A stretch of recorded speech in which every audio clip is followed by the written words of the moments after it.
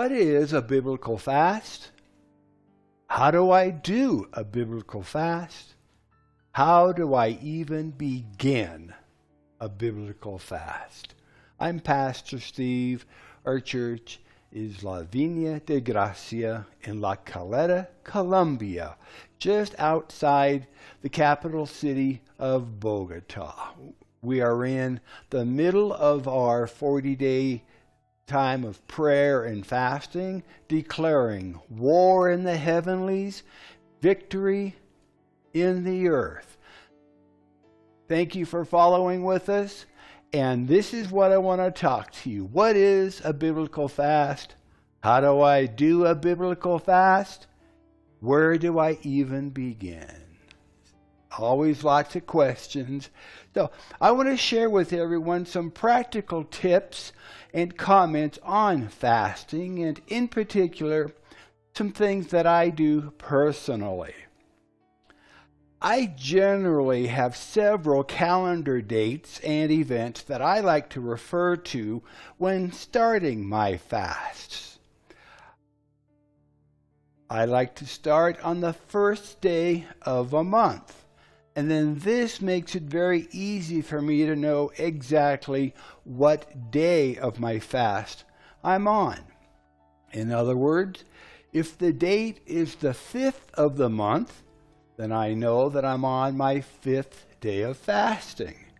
If the date is on the 12th, then I know that I'm on the 12th day of my fast, and so on.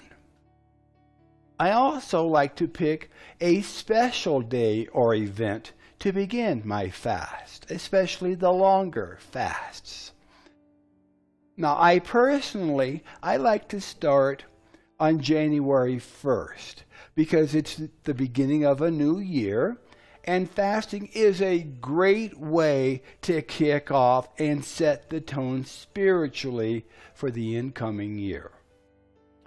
I also like to use my birthday to start my fasting. It is obviously an important date for me, and although it does make it a little more complicated to track the actual days that I have been fasting, you can use any date or special event that makes sense to you.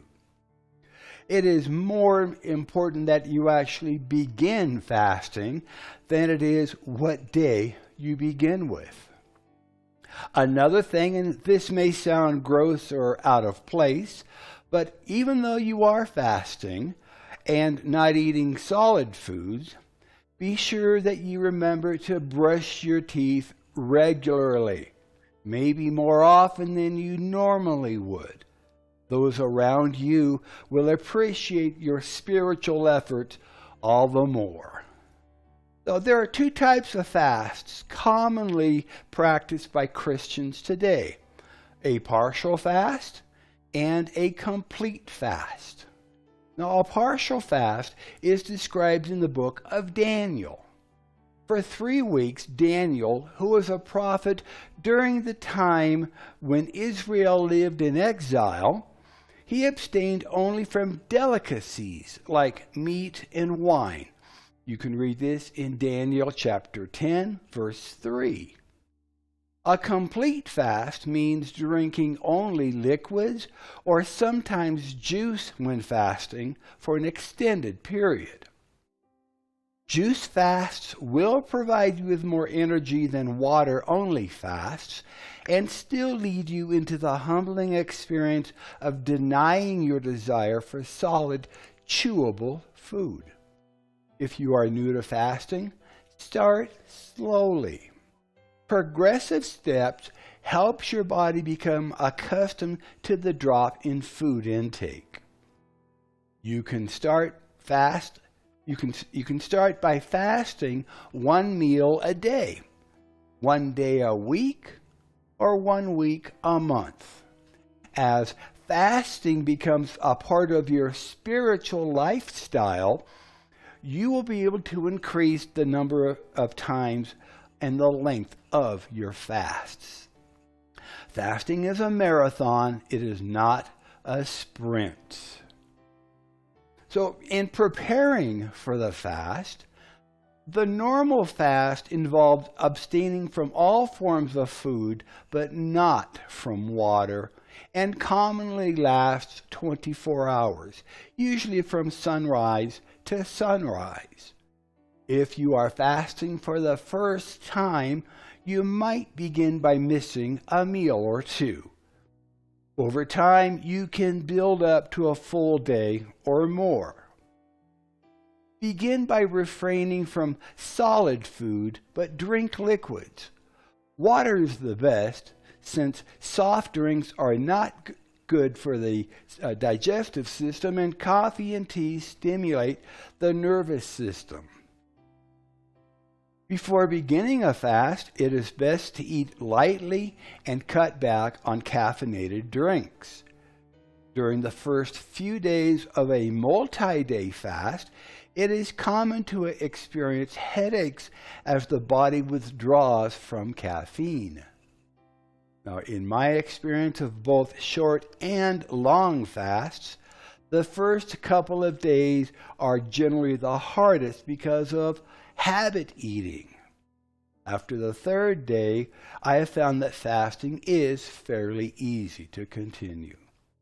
Now, although I will declare a specific time of fasting, if I find myself feeling very hungry, I will pray and ask the Lord if this should be the stopping point in the fast or if I should continue. Generally, for the more experienced fasters, once hunger returns, it is time to end the fast. One example of this is found in Matthew chapter 4, verse 2. Matthew 4, verse 2. And when he, Jesus, had fasted 40 days and 40 nights, he was afterwards hungry.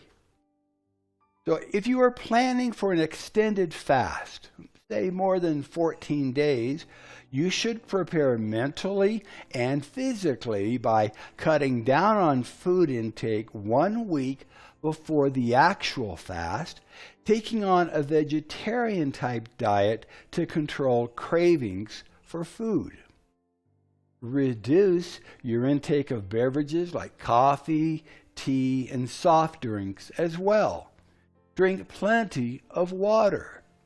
And this is always a good idea whether you're fasting or not. And stop watching television.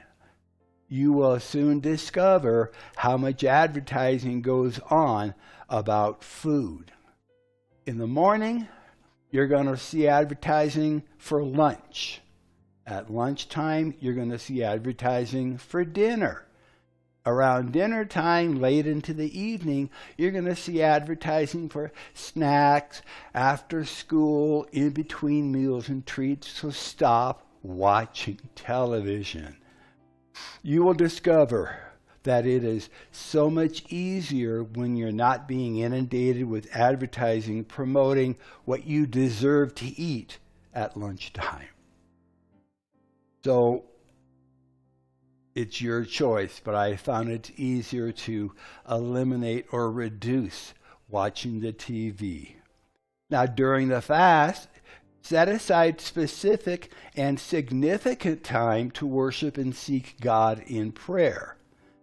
Plan ahead so that your time can be unhurried and conducive to enjoy the Lord.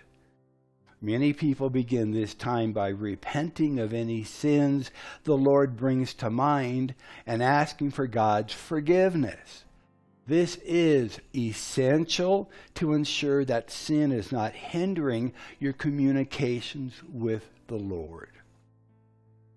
Then plan time to make your requests known to God and to seek His will.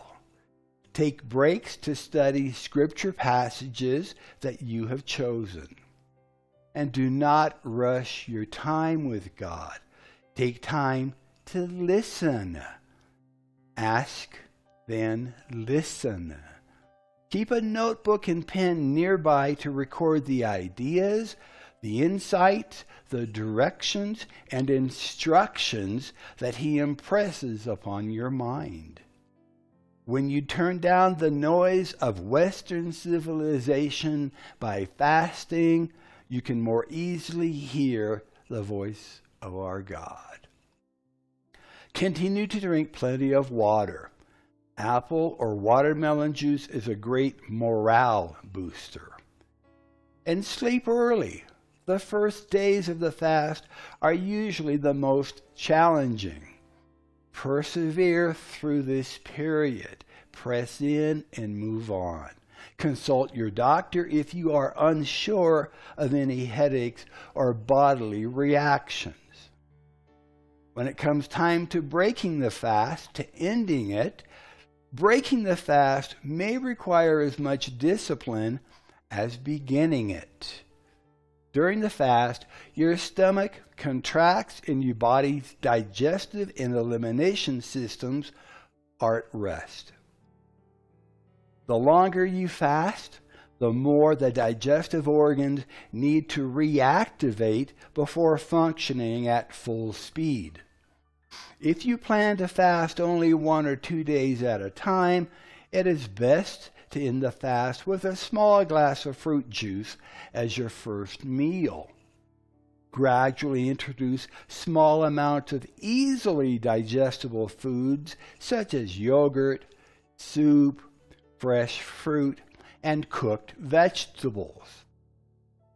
If your fast continues longer than just a few days, you should continue with juices for a day or more before gradually introducing more substantial foods like yogurt, soup, and fruit. And if you can, homemade soup is better than the store-bought canned soup. There's a lot of sodium in what you buy in the stores. That's just a personal preference of mine. Now be sure that you introduce new food in small quantities and that you chew it very well. You should stop eating at the slightest sensation of fullness. If fasting only a few days at a time, ending the fast should be easier. If you have built up to and desire to fast longer, you should consult your physician and review a health book on fasting. Now, according to the Foods and Nutrition Encyclopedia, for healthy individuals, and this is a quote, for healthy individuals, no harm results from short-term fasting. End of the quote.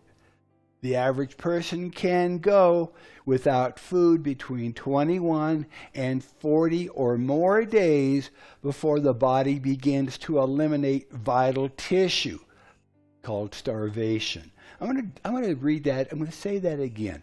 The average healthy person can go without food between 21 and 40 or more days before the body begins to eliminate vital tissue. If you have underlying health issues such as pregnancy, anemia, behavioral disorders, or other chronic health problems, you should never fast without consulting a physician first. So, what if you fail at fasting? What if you get partway through and grab a meal? Well, fasting is a marathon, not a sprint. It takes time to build up your spiritual fasting muscles.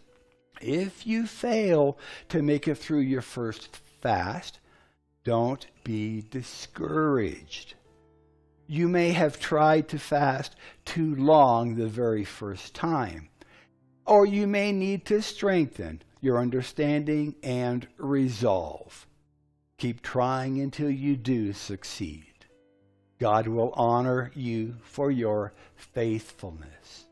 There have been times in my fasts that I wanted to go a certain length of time, and I only made it 10 days into it. Just continue, or maybe that's the right time to stop your fast. Start again fresh a week or two later. Pray about it and declare the time. It's not a competition. It is a marathon. God will indeed honor you for your faithfulness. So in conclusion, fasting is a way God's people have humbled themselves before Him for more than 3,000 years. Jesus, David, and many other followers of our God have gone without food for a little while to worship and pray to the one who supplies all of our needs. You will be in good company along your dedicated time of prayer and fasting. Preparation is planning with a purpose. Planning with a purpose is what preparation is all about. If you will set aside a little time and seek the Lord about your reasons for fasting and for how long your fast should be, you will have great success. Start slow and easy, making fasting and prayer a regular part of your spiritual exercise in life. And always ask the Spirit of God to help you when you declare your time of prayer and fasting. So I'm Pastor Steve, and may the Lord richly bless you, prosper you, and keep you safe as you follow hard after Him. Until next time, we'll see you then. God bless.